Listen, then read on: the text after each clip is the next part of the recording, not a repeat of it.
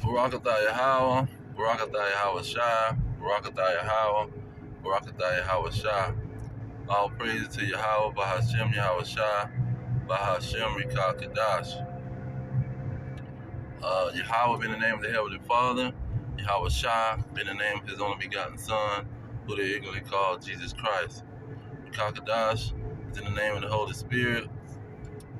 Now these animations give a good analogy and a breakdown of the society of the descendants of slaves, because how they broke it down was they put the good guy, the nice girl, the thug, and the slut, meaning pretty much these are the 2/3.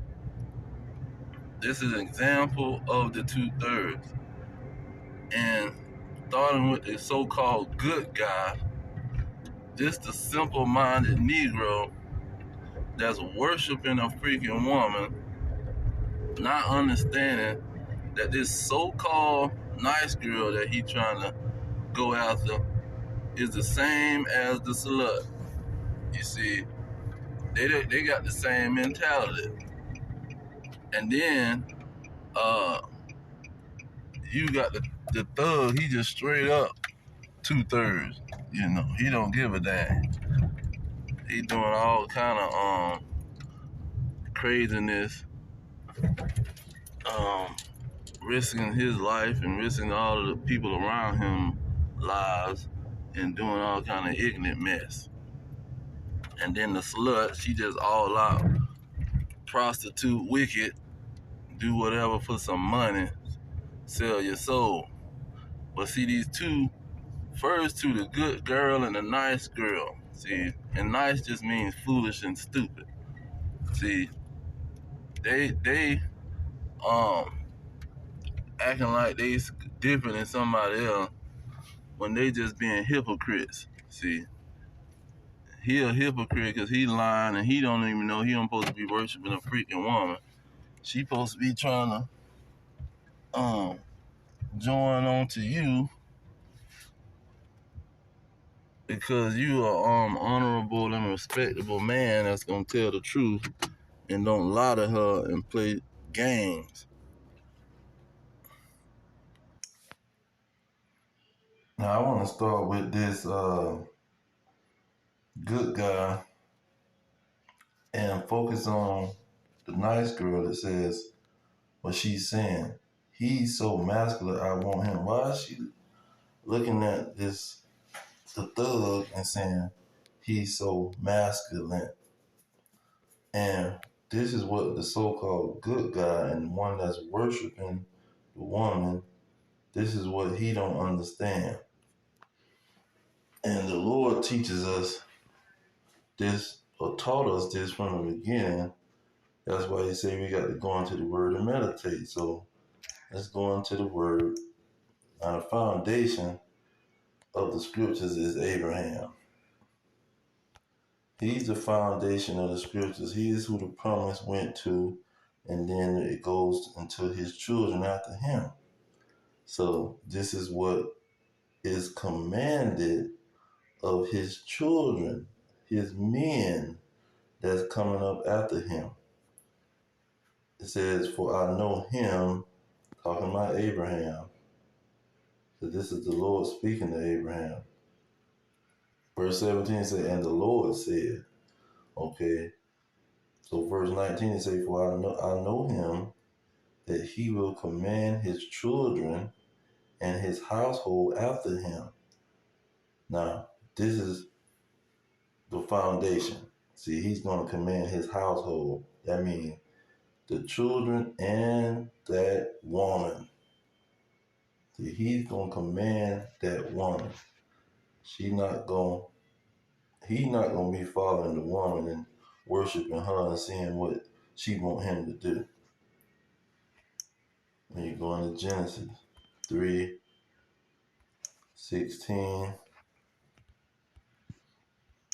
this was the foundation before Abraham.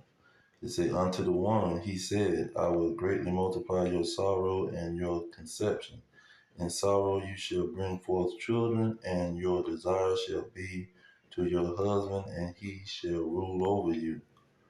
See, when you asking this woman what she want, she is now ruling over you.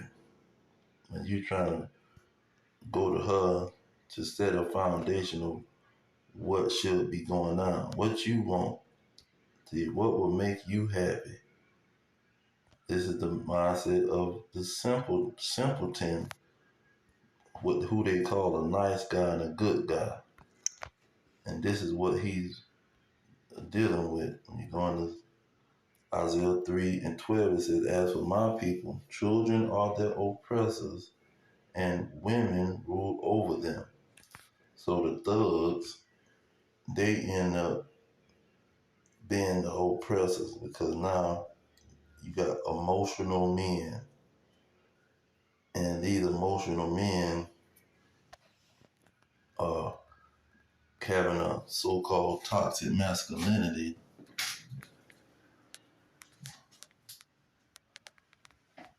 These emotional men was raised by the woman. See, led by the woman into a reckless, emotional mindset. It says, and the woman ruled over them. O my people, they which lead you called you to error and destroy the way of your path. So these men, simpletons, sitting around worried about what a woman wants and not digging into his brain and making plans and creating and using his imagination and his uh, creativity to create a life that he want to live and stand on it, and command his household to stand on it also. And he don't have to create it, because the Lord already created it for him. See, he has to follow the Lord. Let's get that. First Kings, the second chapter. There it is. It says, this was when King David was dying, and he was talking to Solomon. He said, I go the way of all the earth. Be thou strong, therefore, and show thyself a man. Show thyself a man. And how is he going to do that? Keep the charge of the Lord your God, to walk in his ways and to keep his statutes and his commandments. So the Lord is going to have to show you how to live. He's going to give you the commandments. He's going to command you to live in a certain way. He's going to give you the rules and the instructions. Okay, let's get that. Proverbs. Where is it? Verse 3. Get straight to the point. It said, to receive the instruction of wisdom, justice, judgment, and equity. See, this is what the Lord is going to give. Instruction. Look at verse 7. For the fear of the Lord is the beginning of knowledge, but fools despise wisdom and instruction. Those commandments is instructions on how to live. And this man is going to follow those instructions and command his children to follow him and command the woman to follow him. But see, a simpleton will sit around and follow a woman and chase after a woman. Let's get that in First Ezra chapter 4. Getting right to the point here in what is it, 22. It says, but this also ye must know, that women have power over you, or dominion over you. See, the men that sitting around want to go with this Roman Edomite mindset, talking about they being romantic and all this crap. Says, do ye not labor and toil and give and bring all to the woman? See, this is their mindset. We trying to give all to this woman. But And then 26 let you know how the Lord feel about it. He said, yeah, many there be that have run out of their wits for women, meaning lost their minds, lost the wisdom that the Lord gave them, and become servants for their sake. Now you serving the woman. Now you being led by this woman, man. Many also have perished and have erred and sinned for women. See, and this is what the people don't know. The thug was created by the woman. See, she wasn't created by a man following Abraham who's commanding his woman and his children. Let's get that. What, 2 Peter? Well, I'm trying 1 Peter chapter 3. Yeah, 1 Peter chapter 3. Okay, it says, likewise, you wives, meaning you women, because wives is not in the Bible. It says, be in subjection to your own husband. See, that this husband supposed to command you to do what he say. See, and you go into, what is it, verse 6. It says, even as Sarah obeyed Abraham, calling him Lord. See, this is what these men don't understand.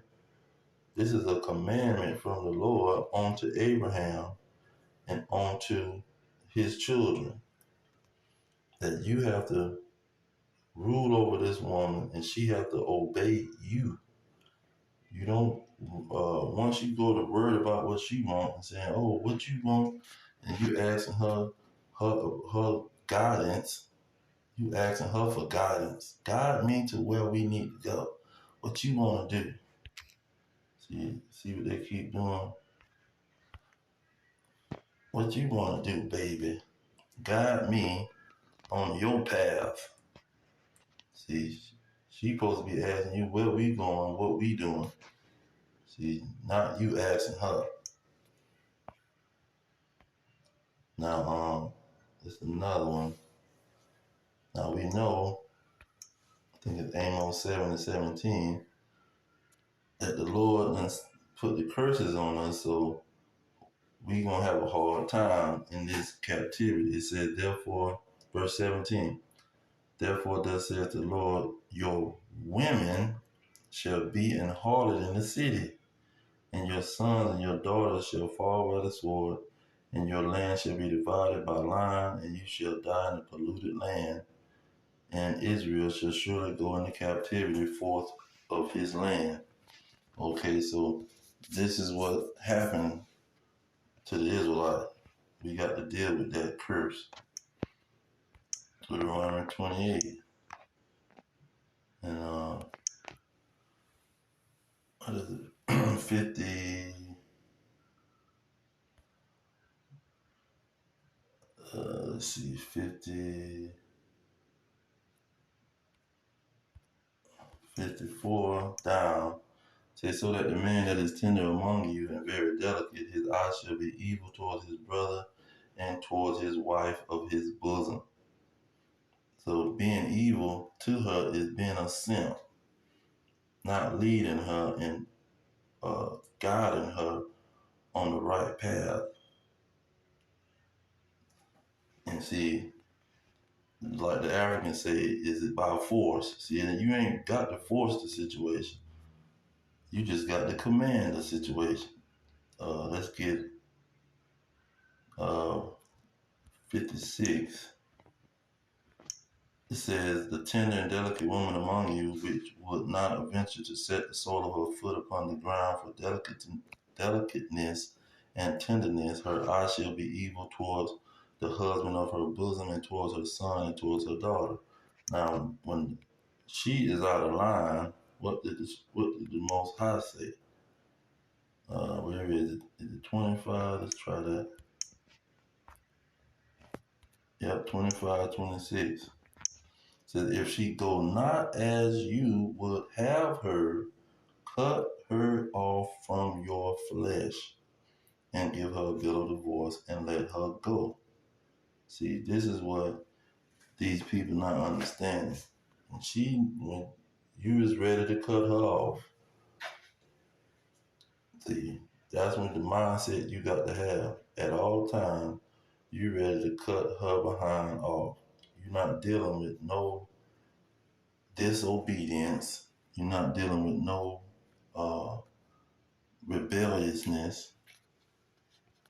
Let's get that.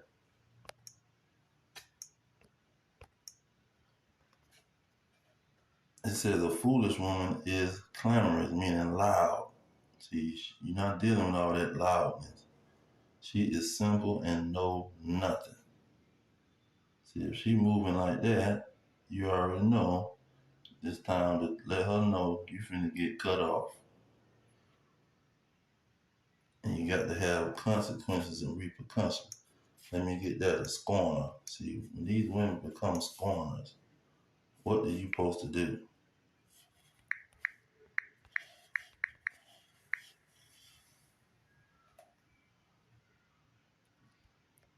And then what did he say? She is simple and know nothing. Say, how long, ye simple one? Will you love simplicity and scorner delight in your scorning, and fools hate knowledge? See, when they get to being scorners and hating the knowledge that you're supposed to rule over them, see, then you're supposed to let them know you walking on thin ice. Proverbs 3:34 says, surely he scorneth the scorner, but he give grace unto the lowly one. He that reproveth, where is it? I want the one. Let's see.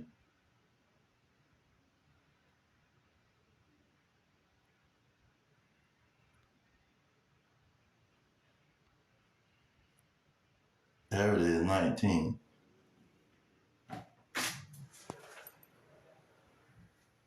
It says, smite a scorner, and the simple will beware, and reprove one that have understanding, and he will understand knowledge. It says, judgments are prepared for scorners, and stripes for the back of fools. When the scorner is punished, the simple is made wise. And when the wise is instructed, he receives knowledge. So that goes back to the instructions of these women.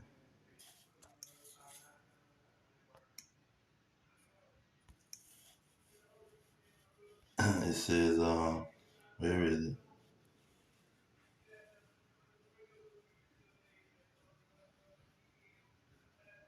It talks about instructing the woman.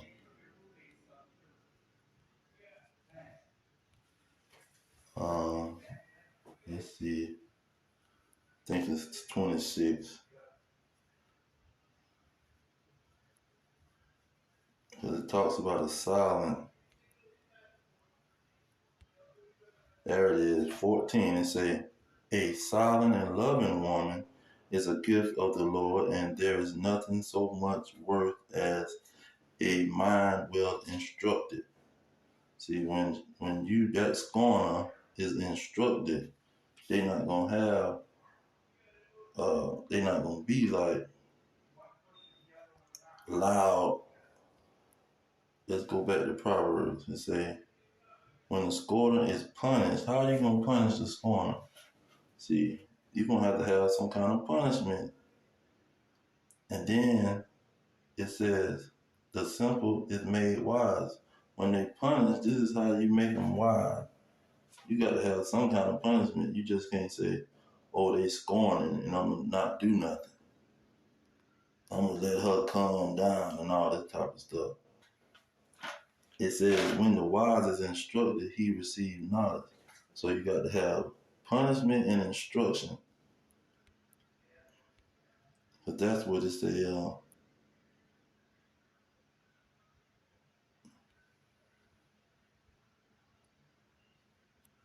Look at verse 22. Chapter 22, it says, cast out the scorner and contention shall go out. Yeah, strife and reproach shall cease.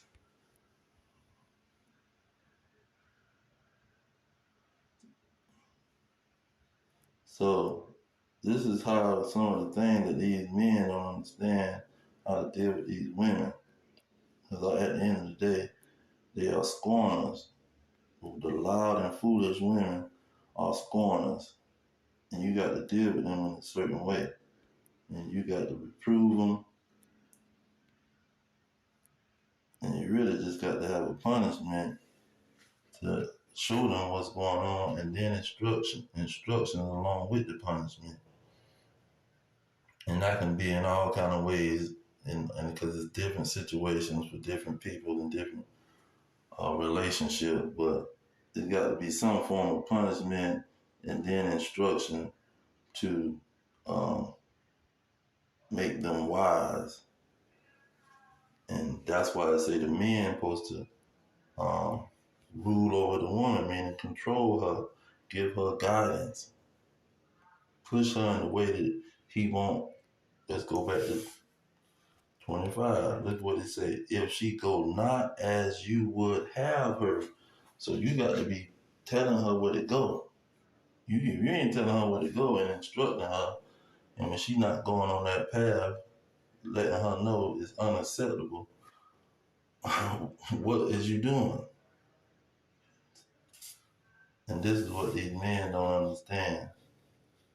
They sitting around worshiping the darn women, talking about what you want, baby, and letting these women just do God the whole situation, and they is destroying themselves. Let's get Proverbs 31. Look, verse 3.